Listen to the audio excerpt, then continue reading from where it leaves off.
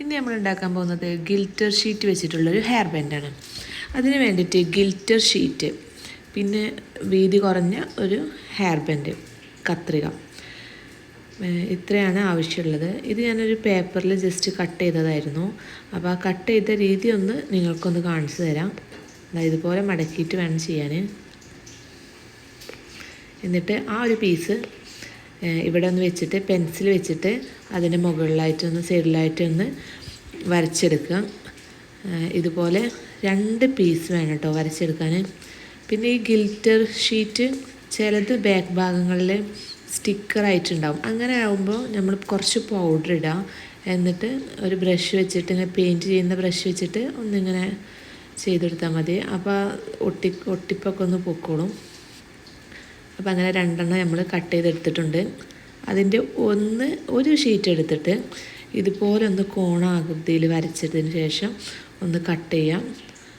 സൈഡിൽ ഭാഗത്തൊക്കെ അധികമായിട്ട് തോന്നുന്നുണ്ടെങ്കിൽ അവിടെയൊക്കെ ഒന്ന് ജസ്റ്റ് ഒന്ന് കട്ട് ചെയ്ത് സെറ്റാക്കുക. അപ്പോൾ ഒരു വട്ടം കട്ട് ചെയ്തതിന് ശേഷമാണ് എനിക്ക് തോന്നിയത് ഒന്നും കൂടെ ഒന്ന് കോണാവാമെന്ന് വിചാരിച്ച്. അപ്പോൾ ഞാൻ ഒന്നും കൂടെ 2 സൈഡും ചെറുതായിട്ട് ഒന്നും കൂടെ കട്ട് ചെയ്തു.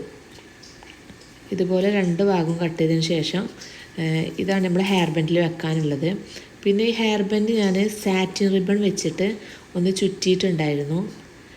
അതിന് മുകളിലായിട്ടാണ് ഈ ഗിൽറ്റർ ഷീറ്റ് ഒട്ടിക്കുന്നത്. അപ്പോൾ ഗ്ലൂ ഗണ്ണ് വെച്ചിട്ട് വേണം ഇത് ഒട്ടിക്കാൻ. മറ്റേ പശയൊന്നും ഇതിൽ നിൽക്കില്ല. ഗ്ലൂ ഗണ്ണ് വെച്ചിട്ട് ഈ ഒരു ഹെയർ ബാൻഡ് ഫുള്ളായിട്ട് ഇങ്ങനെ ഒരു ഗിൽറ്റർ ഷീറ്റ് ഒട്ടിക്കുക. അതിനുശേഷം ഇതേപോലെ ഒരു ഫ്ലവർ ആക്കി വെക്കണം. അതിൽ ഒരു പീസ് എടുത്തതിന് ശേഷം നമ്മളിങ്ങനെ ഗ്ലൂ ഗണ്ണ് തേച്ചിട്ട് അങ്ങോട്ടും ഇങ്ങോട്ടും ആക്കിയിട്ട് ഒന്ന് ഒട്ടിക്കുക. അതിന് ശേഷം അതിൻ്റെ ഫ്രണ്ട് ഭാഗത്ത് ഇതുപോലെ ഒരു ചെറിയൊരു ഗിൽറ്റർ ഷീറ്റിൻ്റെ ഒരു ഇത് വെക്കണം. അതെന്തിനാന്ന് വെച്ചാൽ ഫ്രണ്ട് ഭാഗത്ത് കുറച്ചൊരു നീറ്റ്നെസ്സോടെ കാണാൻ വേണ്ടിയിട്ടാണ്. പിന്നെ ബാക്ക് ഭാഗത്ത് ഇതുപോലെ ആ കട്ട് ചെയ്ത് വെച്ച ആ ഒരു ഷീറ്റും വെക്കുക. എന്നിട്ട് ഗ്ലൂ ഗണ്ണ് വെച്ചിട്ട് വേണം ഇതെല്ലാം ചെയ്യാൻ. ഗ്ലൂ ഗണ്ണാകുമ്പോൾ നന്നായിട്ട് ഒട്ടിപ്പിടിക്കും. ഇങ്ങനത്തെ ഐറ്റംസൊക്കെ നന്നായിട്ട് വലിച്ച് പുഷ് ചെയ്ത് ഒട്ടിച്ച് വെക്കുക.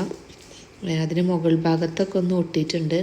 അത് പോരും. അത് ഉണങ്ങിയതിന് ശേഷം ചൂടോടെ നമ്മൾ എടുക്കരുത്. ഉണങ്ങിയതിന് ശേഷം അതെടുക്കുക.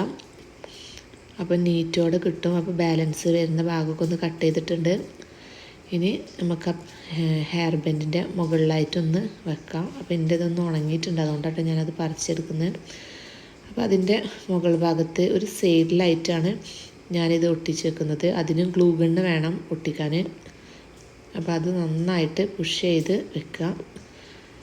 അങ്ങനെ വെച്ചാൽ അത് പിന്നെ പോരില്ല. പിന്നെ എനിക്ക് തോന്നി ഇങ്ങനെ ഈ 2 സൈഡും ഇങ്ങനെ പാറിപ്പറന്ന പോലെ നിൽക്കുന്ന പോലെ ഒരു വൃത്തി കിട്ടില്ല. അപ്പോൾ അതുകൊണ്ടാണ് ഞാൻ 2 സൈഡിലും ചെറുതായിട്ടൊന്ന് ഗ്ലൂ ഗണ്ണ് തേച്ചിട്ട് ഇങ്ങനെ ഒട്ടിക്കാമെന്ന് വിചാരിച്ചത്. അപ്പോൾ നമ്മുടെ ഹെയർ ബാൻഡ് റെഡി ആയിട്ടുണ്ട്. പിന്നെ അതിൻ്റെ ബാക്ക് ഭാഗം ഇങ്ങനെ കണ്ടില്ലേ, ഇതുപോലെ ഇങ്ങനെ കാണുമ്പോൾ ഒരു വൃത്തിയില്ലല്ലോ. അപ്പോൾ അതിന് വേണ്ടിയിട്ടാണ് നമ്മളെ ക്യാൻവാസ്, റൗണ്ട് ഷേപ്പിലുള്ള ക്യാൻവാസ് ഒന്ന് ഗ്ലൂ ഗണ്ണ് വെച്ചിട്ട് നന്നായിട്ട് പുഷ് ചെയ്ത് അവിടെ അമർത്തിയായി ഒട്ടിക്കുക. അപ്പോൾ ഇത്രയേ ഉള്ളൂ. നല്ല സിമ്പിളായിട്ട് ചെയ്യാൻ പറ്റുന്നതാണ്. ആ ഗിൽറ്റർ ഷീറ്റ് നമുക്ക് പല രൂപത്തിലും നമ്മളെ ഇഷ്ടത്തിനനുസരിച്ച് ഏത് ഫ്ലവേഴ്സ് രൂപത്തിൽ നമുക്ക് കട്ട് ചെയ്തെടുക്കാം. അപ്പോൾ ഇത്രയേ ഉള്ളൂ ഇന്നത്തെ ഒരു വീഡിയോ. ഇതാണ് ഗിൽറ്റർ ഷീറ്റ് വെച്ചിട്ടുള്ളൊരു ഹെയർ ബാൻഡ്. നല്ല സിമ്പിളാണ്. എല്ലാവർക്കും ഇഷ്ടമായെന്ന് വിചാരിക്കുന്നു. എല്ലാവർക്കും ഇതെങ്ങനെ ചെയ്യുന്നതെന്ന് മനസ്സിലായെന്ന് വിചാരിക്കുന്നു. അപ്പോൾ ബൈ.